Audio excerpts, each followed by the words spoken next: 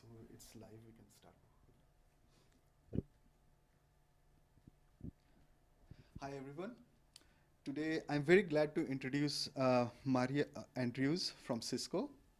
Her professional credentials are comprised of 20 years of experience in engineering, Department of Defense solutions for hardware, software, PKI, and network systems. She has multiple patents and has co-authored protected documents around cybersecurity and other confidential solutions in the security realm.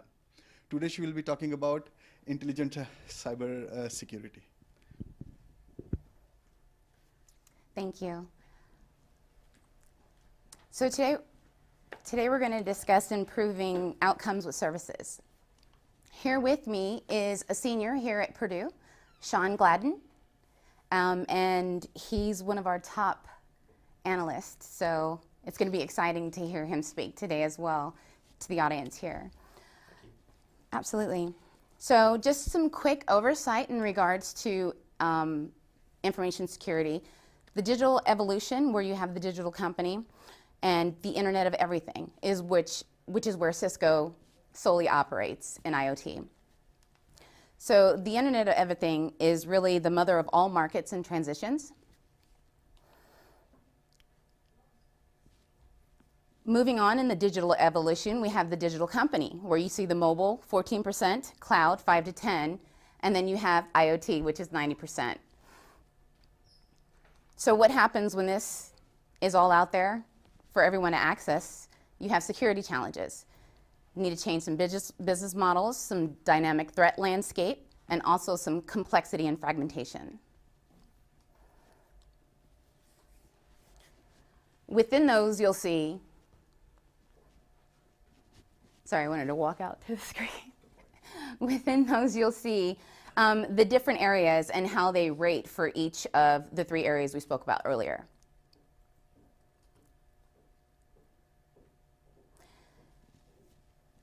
Most of our threats are hidden in plain sight. The number 1 biggest threat in pretty much any area, agency, or company would probably be insider threat. So you have a lot of the companies nowadays have you bringing in BYOD to where you sync it to your company network, but most of them should give you the option to where they will remove all your data, even if it is your own device, since it's connected to their network. Some of the security silos complicate protection. Reason being is the way they lay out the different various services that can actually help them in assisting in providing against any types of threats. So this is our Cisco hypothesis, where you have the digital evolution, operational focus, talent shortage, and they go across all these various business units: visibility, threat, platform, advisory, integration, and managed. These are some examples of where our intelligence come from and how much we really see. So there's daily security intelligence. Go ahead.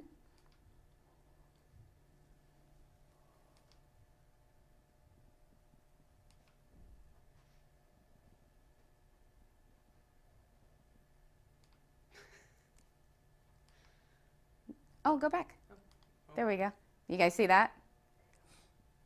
That's a pretty significant amount of data. The security services portfolio between advisory, integration, and managed services shows you the various areas and how each one is unique.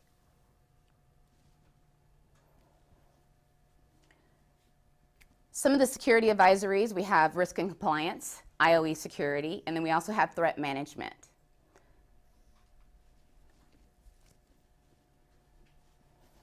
Our incident response services, we have an amazing incident response service team, as well as all the other teams involved. They're the first ones, like any emergency essential personnel, to triage anything that comes that we ingest to verify. Some of the integrated security solutions with integration, migration, and optimization. Those are some of the different areas that yeah, some of the different areas that we're able to communicate with, depending on the hardware, and some, of course, our hardware and the different things that we can connect. Product support, hosted security, and managed security, where you have your advanced threat analytics. So this is the time to put your glasses on. So with ATA, we have analytics, people, intelligence, and technology.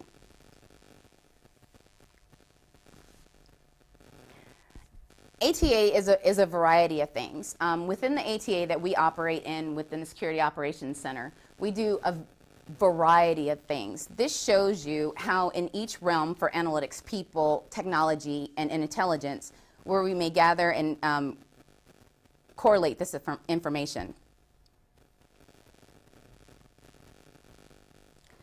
So what it enables, ATA, which is us, we enable speed, accuracy, and focus. So we give you the ability for rapid threat detection, reduces the mean time to respond.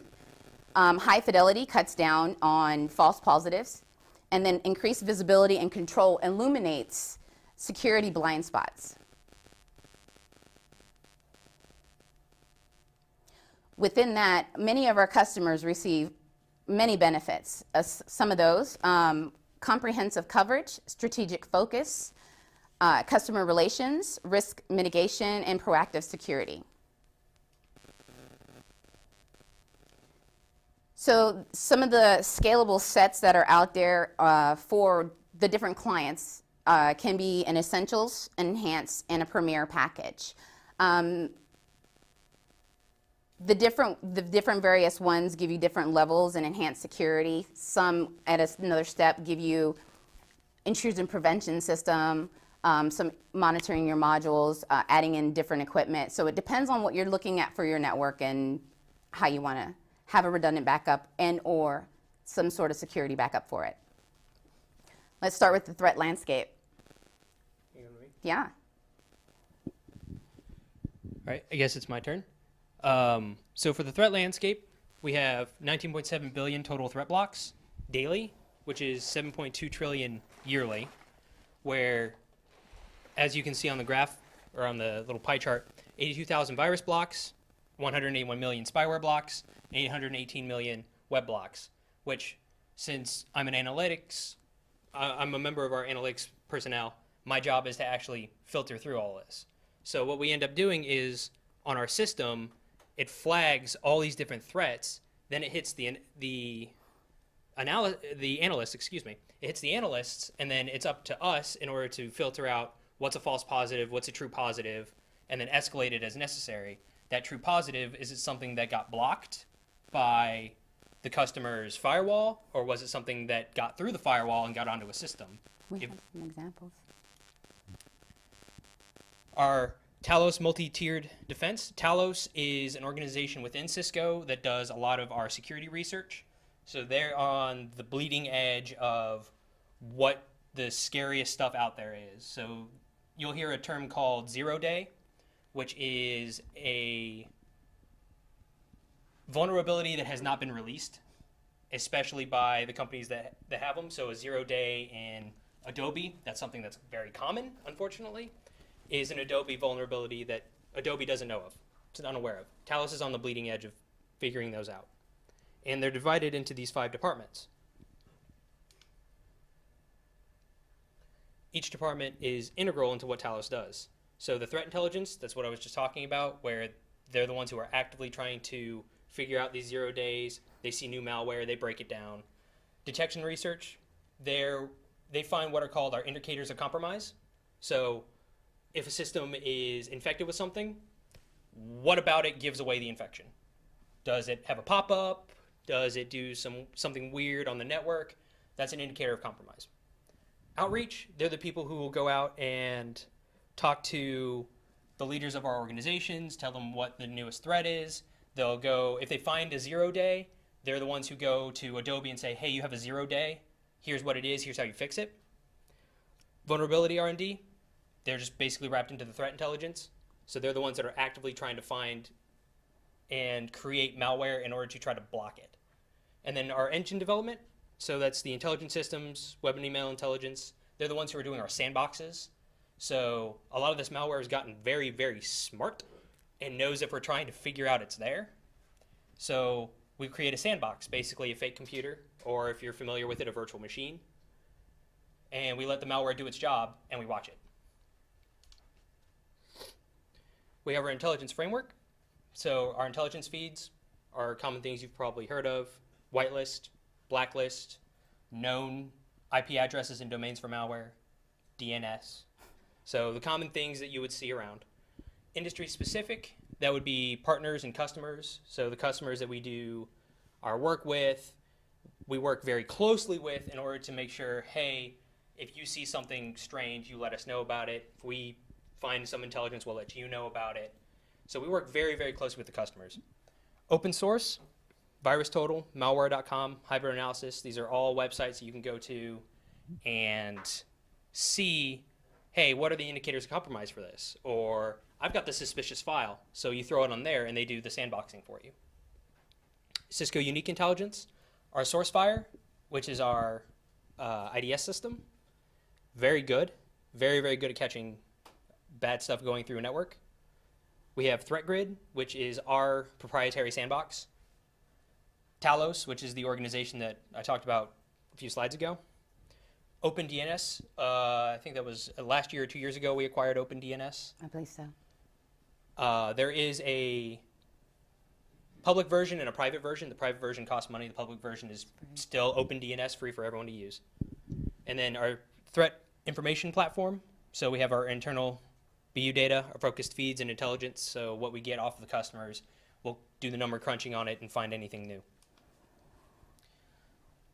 So Talos likes to pride themselves on finding a lot of this ransomware and being able to mitigate it. So a lot of you might have heard of Locky or Cryptex or a lot of these bad ransomwares that have been floating around that basically lock up your systems and hold them hostage. What was the last ransomware anyone heard of? That a hospital wasn't involved with ransomware? Do you know what the name of that ransomware was? That's okay. It's fine. Probably not a whole lot. SamSam. That was the big campaign. It was SamSam, and then there's actually recently been another Locky campaign. So that vertical, the health industry vertical, is a very, very common big target for ransomware campaigns because It has PII, exactly. personal identifiable information. So And the trick for ransomware is they don't steal the info. They don't even look at it. They just encrypt it and say, give us $1 million or you don't get it back. And the hospitals are going to pay for two reasons. One, they need that information to operate. And two, they don't want anybody to know they were compromised. Right. So they're going to pay.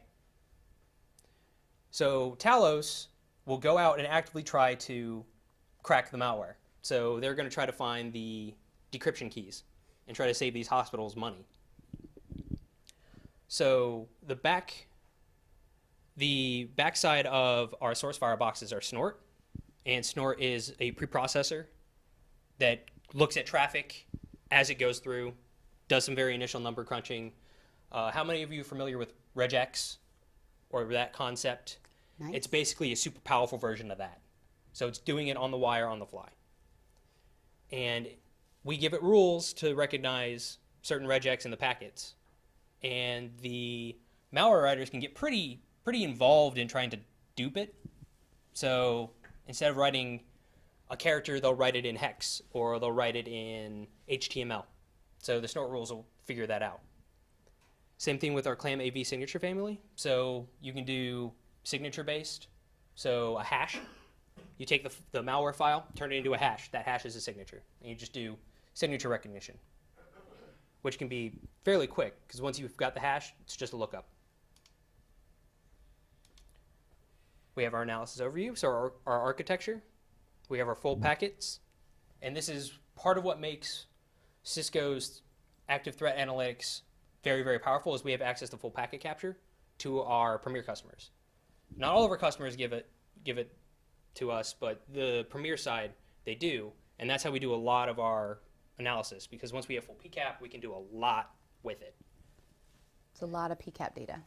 Yes. So one of our customers, I think a full day's worth of PCAP is like on the order of 50 to 100 terabytes, depending upon the customer.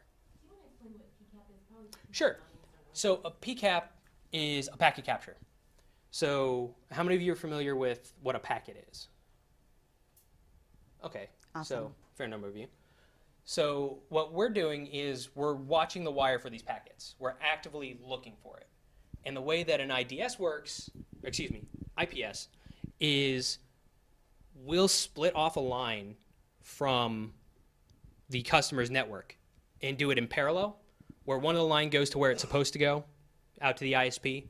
The branch off, the parallel, goes into our IPS, and we look at what goes through it. And we'll capture that data and store it. For one of our customers, actually for two of our customers, We'll store it for an amount of time that's feasible for the client. That's what I was just about to say, was we have two clients where we get so much PCAP that we have to dump the data after about a day. Right. Other clients have much less traffic where we can store it for a few days. And that could be something based on what part of the network we're looking at. Excuse me. May I ask a question? Absolutely. You mentioned blacklists and that you analyze. Use your mic, please. Excuse me? Use your mic, please. Yes, here. It's working. Yeah, I wanted to ask about anonymous network store. So you see the packet comes from nowhere and the source IP is masked. Then how do you analyze it? So Tor Network nodes are known. There's a list of them. And we're not ultimately looking at not necessarily the destination, but we can flag that it's from a Tor network, which on our customers, Tor node traffic is anomalous. So we're going to take a look at it. If it's encrypted, there's only so much we can do with it, which I think might be the source of your question, is if it's encrypted traffic. Yeah, there's only so much we can do with it.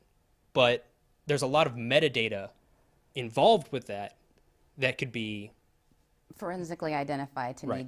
for the need. So basically we could ferret out if it's a Tor node within their network. So we see the last node and then out to the destination. Is that destination a known bad? Yes or no? Or even more simply, are you seeing Tor node traffic on a production network? So you've got, I'm just going to use an example like Caterpillar. So if you see Tor node traffic on Caterpillar, that's not right. That's anomalous. So we can flag it and get to the source of it. But a lot of the really bad stuff, so for example, botnets, Right. will use IRC traffic. And IRC traffic is not normally encrypted. Additionally, if you're on IRC traffic, that's going to be anomalous and we can flag that. Any Yeah. more questions?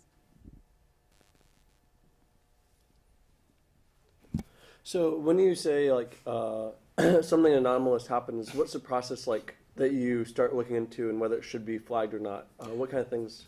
Excellent question. So going along with this slide is based on the telemetry we have in the customer's network and the rules we've set in place will determine whether or not traffic is anomalous. And that's based on negotiations with the customer. They'll say, this is the network we have. This is what we define as anomalous. And we'll write rules to flag it. And then, for example, if we have a customer that's got two separate networks, for example, Purdue has a guest network and a production network. The guest network will be looked at differently than the production network, and we'll have different rules flagged against it. And certain customers will... I need you to make sure you hold your mic up too. Got it. Thank you. Well, also, for example, on the guest network, the customer might tell us to use less rules because it's the guest network. They're anticipating certain things to happen on it or to ignore certain events. Whereas on a production network, they're going to say, we don't want to see any traffic to Facebook. That Facebook will be flagged as anomalous traffic, and that's because the customer wants it flagged as such. So it's ultimately up to the customer to determine what's anomalous and what isn't, aside from the obvious, oh, this is botnet traffic or this is ransomware traffic. We do send out reports and let them know what's out there so they can be aware. But certain networks just don't block certain things, so they have to have them open. No problem. Any other questions? Do you just analyze incoming or you analyze traffic both ways, right? Like, Use your mic, please. right. So when you say you work through all those PCAP files, it's both ways traffic, So we incoming look- as well as outgoing, right? We look at PCAP traffic that's not only inbound and outgoing, but we'll also look at inter-network traffic. So you'll have networks within the company that are communicating with each other, and we also look at that. And that's defined as north-south and east-west traffic. North-south is outbound to the internet or something external to the network. East-west traffic is internal to the network. So we'll watch both north-south and east-west traffic to see, oh, this is going to a weird website, or, hey, this computer looks like it's trying to infect another computer on its network. Any more? It's a good question. Good question. Okay, so from the slide, you can see our different methods of telemetry and intel, which are basically the ones that I went over earlier. So we'll have our ATA sensors, our Cisco products, the internal events, so things that get flagged by their firewalls, things that get flagged by the pieces of hardware we install, which is the job of integration. They'll actually go out and stick server units in the customer's network to help guard it. And then all this will be ingested, stored, searched. Basically, we're parsing the data in order to make it readable. Because if you send terabytes of data at the analyst, they're just going to think, I have no time to do this.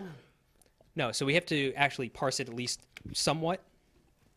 And we use different tools that'll actually crunch the data and parse it into something readable. Our favorite tool is, of course, Wireshark. Wireshark is awesome. And then our analytic functions would be hunts, deterministic analyses, parse and normalize it, which is all just fancy terms to say we have people that sit there and watch the data. Hunts and plays. So what a hunt and a play are is completely different from what we do on a normal day. And by normal day, I mean we sit and watch traffic. So what normally will happen is something happens on the customer network. Our devices flag it and send us a ticket. And we'll look at the ticket, we'll parse it, we'll go through it, tell the customer, yes, this is bad, fix it, or no, this isn't bad, ignore it.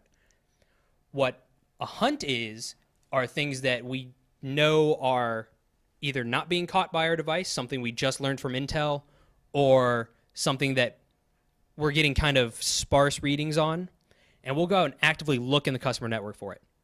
We'll go pull down their PCAPs, we'll go through their data, look for indicators of compromise, and we're going out of our way to go and try to find these things for them. And a play is, for example, email. So email campaigns, I don't know if you guys are familiar with phishing campaigns where people try to get in with a fake email or what have you. We'll go looking for those. We'll also get emails where people in the company have been emailed bad files. They're ransomware. They've been emailed them and they get flagged. So we'll go through those. Those are our email plays. Or security operations. So it all focuses around our SOC, which we have, our primary SOC is in RTP in North Carolina. We just opened one in Krakow, Poland. I actually do a one-on-one with our SOC in Japan. And we had one in Australia. I think that one got shut down. And I believe we're going to set up something in England. I know we just It's in acquired the pipeline. Yeah, we just acquired Portcullis. So something is coming for them. Yes. What is a SOC? Because I don't think it's a system on a chip. Correct. Our SOC is our Security Operations Center. So think of those kind of Think of Star Wars, and you have the captain's room, right, where everyone's on the bridge. On the bridge, everyone has their assigned duties. Captain has what he needs up on the screen, and You take your commands as needed. Everyone's a colleague, of course, and everyone talks to each other, but sometimes they come in and it's like this, that, move. So it's a security operations center, and that's exactly how it operates. How ours is divided is we have 3 different ranks of people. We have tier 1 analysts, tier 2 analysts, and investigators. Each tier being a build upon the next one. So tier 1 is the baseline. That's what I am. I'm the first line of defense. I find something anomalous where I think, hey, this is bad, and I think it made it onto the customer network. I give it to the tier 2. Tier 2 guy gets the file, blows it up, verifies that it's bad, says, okay, yeah, it's bad, and it got downloaded. So he bumps it up to the investigator, and the investigator is the one who does the reverse engineering the malware. He's the guy who says, yes, this is on the customer network. Yes, it's dialing out. I'm sending them a ticket.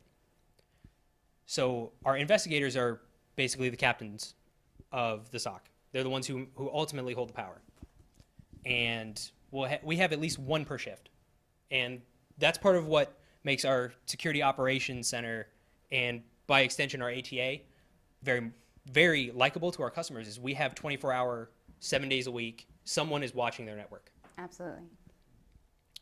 And there's always an investigator on shift. So there's always somebody in the captain's chair.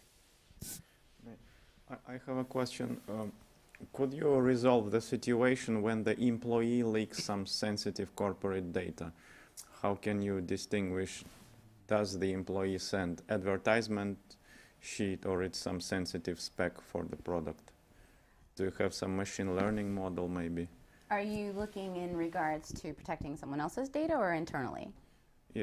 For example, corporate employee sends outgoing email to the outside world which has sensitive. Mike's not on now. Thanks. So like an You don't need accident. to hold it down. Just turn it on. So like an accidental release of information. There was a Or maliciously. So either way, to see if you can detect it. Deliberately, let's say if we consider complicated case, it's encrypted. So employee encrypted something, you don't know what is inside, and it went to some unknown email address. There are various ways to detect that type of information based on each agency and what their rules and regulations are. So for each event, we would have that in a statement of work, and we would have an agreement to be able to do certain things. But there are various types of tools that can be utilized to find that information down to a file hash. What's also interesting is I'm describing to you our advanced threat analytics for external customers. There's an internal version to Cisco specifically that is also watching our traffic. Correct. So they'll notice, oh, if we're sending something encrypted out to something that probably shouldn't be communicated to, they're going to flag it and let our managers know. Okay. But I wonder, do you use any machine learning model? Because it's hard to check each email who sent what. It's in the pipeline. We are working That's on that. proprietary. That's really all I can say about it, is that we're working on it. Any other questions before I move on? Good question. So our event correlation analysis, we identify suspicious patterns in data flow, which could be as much as someone just says, hey, this is something we see often enough, let's write something for it that detects it, to, hey, this IP address is coming up often enough, let's do a hunt to see if we can find that more. And it ends up being something that's part of a campaign. Pretty much everything we just walked through prior to coming through this, with the various different levels of interaction between the analysts and what they're doing with their work. We also will have analysis using our vulnerability correlation. So syslogs, data logs, DNS logs. We have lots and lots of logs that we go digging through. Good. Is that backward? There we go. So we'll also have our indirect net flow analysis. So we will leverage NetFlow to leverage Cisco's NetFlow feature exported by network and security applications. So basically what that summarizes as, we're going to look at the data. We're just exporting it. So deterministic rules-based are the snort rules I was talking about earlier. where we'll apply a rule on the preprocessor, data will hit it, and it'll flag yes or no, did it trip the rule. Our statistical analysis would be, do we see anomalous DNS traffic? So that could be traffic to a DNS server that a company or corporation has never used before. And we'll see that over the course of days or weeks. We'll also have our heuristic analysis. So we look at a bunch of data. It's big data, the buzzword. It is. There's your, the 0 day was on that slide. Yep. Data science analysis, same thing, big data. And we're basically just crunching through it to see patterns and anomalous indicators of compromise. That's a very intense analysis there. And then There's your machine learning. this is the machine learning. We also use tons of metadata. And for our Essentials customers, we actually have no access to PCAP. We have none of their packet captures. We only have the metadata, and yet we still have to make calls on it. So getting used to not having the PCAP and just seeing the metadata, for example, where was the origin IP, where was it going, and is where it's going something anomalous to the customer? So is this, oh, it's a business partner in Europe, or is this some weird IP in China? So that automatically you can say, hey, yeah, this is bad.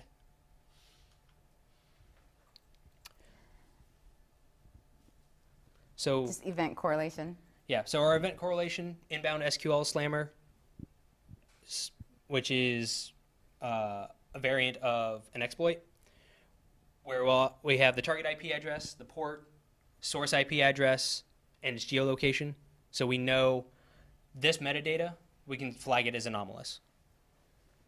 Does that make sense? I see how you're in the data.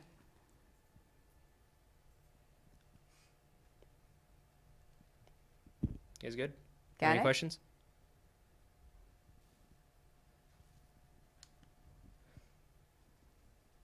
You went backwards again. How did I go backwards? There you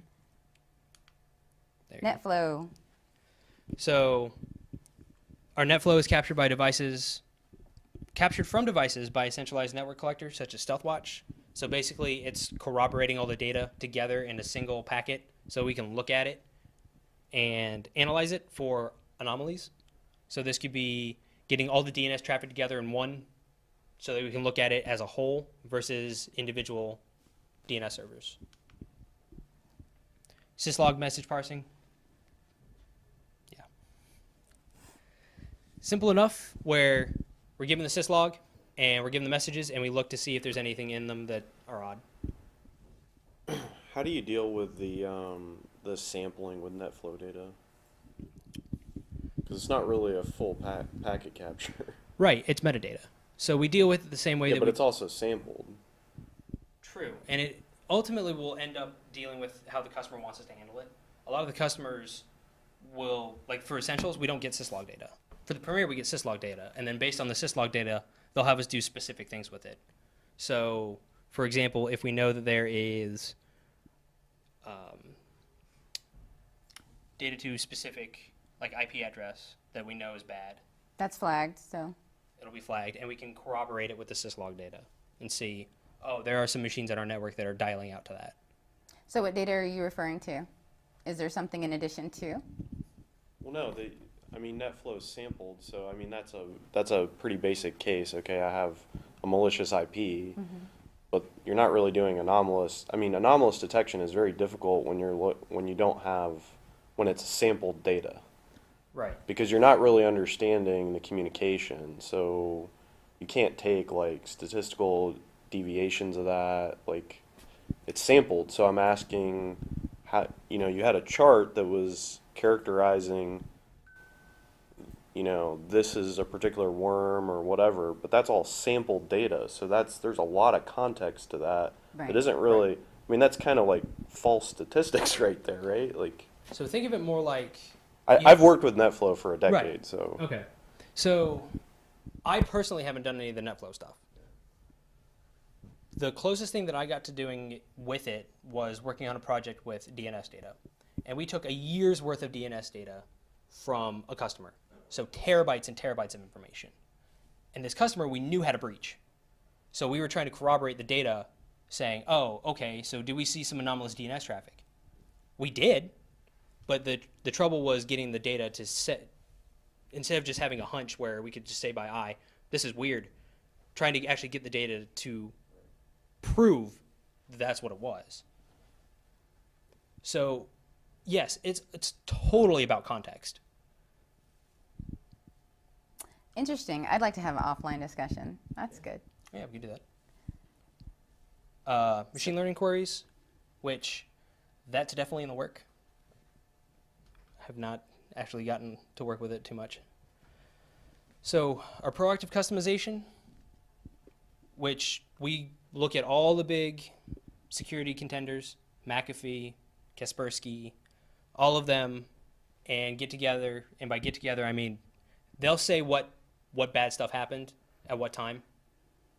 And the security community is very tight-knit. So if Facebook finds something, some anomaly or vulnerability, they're going to share it. So we're watching that. If we find something, we'll share it. So it's basically updating all of our tools with whatever everyone else has found so that they can find all the newest threats. So very quickly, we're going to run through ATA threat hunting. Here's the cyber kill chain. It's due to the amount of time that we have. What happens when we get 20 minutes late? I So the cyber kill chain is basically the steps that malware goes through in order to basically get your machine. And it'll be from basically all the way from hitting your machine and looking at it to finally exfiltrating data. So right here's the cyber kill chain: recon, lure, redirect, the exploit kit, dropper files, the call home, and finally the data theft, which is the exfiltration. So we try, our goal is to try to hit this as early in the chain as we can. The earlier in the chain you can hit it, the better off you are. absolutely. So our management cycle is reactive, and in my opinion, that's unfortunate, but that has to deal with the nature of the business. We have to be reactive. Absolutely. So, There also is proactive as well. right. It's just, you can get in trouble if you do proactive too proactively. And it's catered per each client. So each network, each infrastructure, they have their own types of security policies that they deal with, and different various agencies that they also get compliance from. So they have different things that they do. So we have to comply to that for them. Some attacks and detection. So, Angler exploit kit, how many of you guys are familiar with, well, let me ask that first question. How many of you are familiar with an exploit kit? All right. Awesome. That's more than I thought. So, for those of you who don't know what an exploit kit is, it's basically software that's tailored to a certain exploit. So, in Adobe, if there's a certain exploit, a kit will be created to use it. And the purpose of the exploit kit is to use the exploit to put bad software on whatever's running it. So Angler's kind of died out because a lot of the people that wrote it have been caught. Dire, banking malware. So it's basically hooks into the browser to steal your credentials. So you're typing in a browser, And it captures it, propagates. which is the scariest kind of malware, is the kind that propagates. Exactly. So Talos reverse engineered it. What you see up there is basically its functionality in a flowchart. So Talos has also created new detection methods to analyze basically the indicators of compromise for it. Thank you.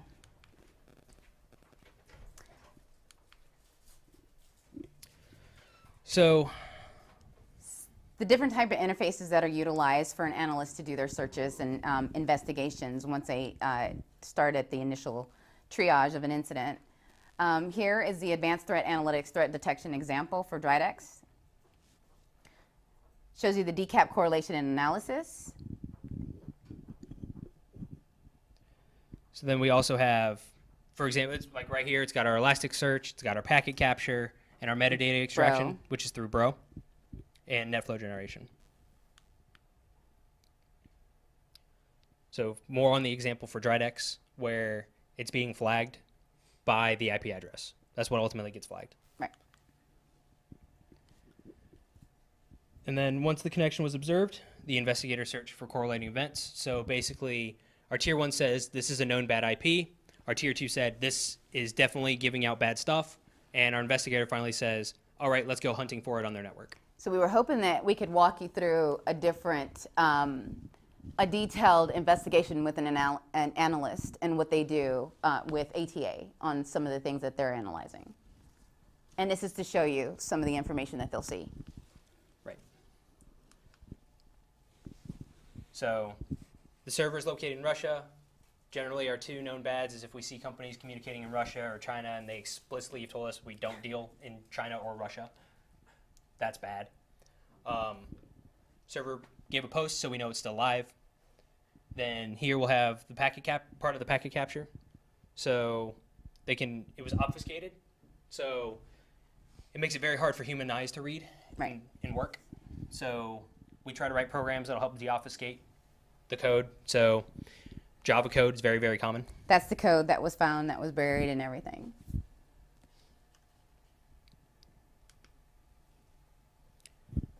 This is how we ultimately will sanitize it. So to make sure that insert person from company here doesn't accidentally click on the bad link and get it, we'll sanitize it like so. Take a picture of another picture and insert it to where it's non-touchable. Here's where it was downloaded. So the temp directory as this dshhh.exe. So we were able to actually say where it got downloaded, and it was flagged as malware by 7 out of 57 programs. So we definitely let them know about it.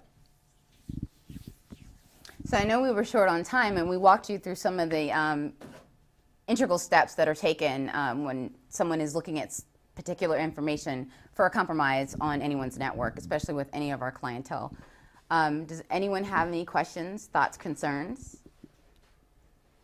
We're going to be here after. So if you have time to stay, we can answer questions that weren't answered during the broadcast. Absolutely. All right, thank you. Thank you.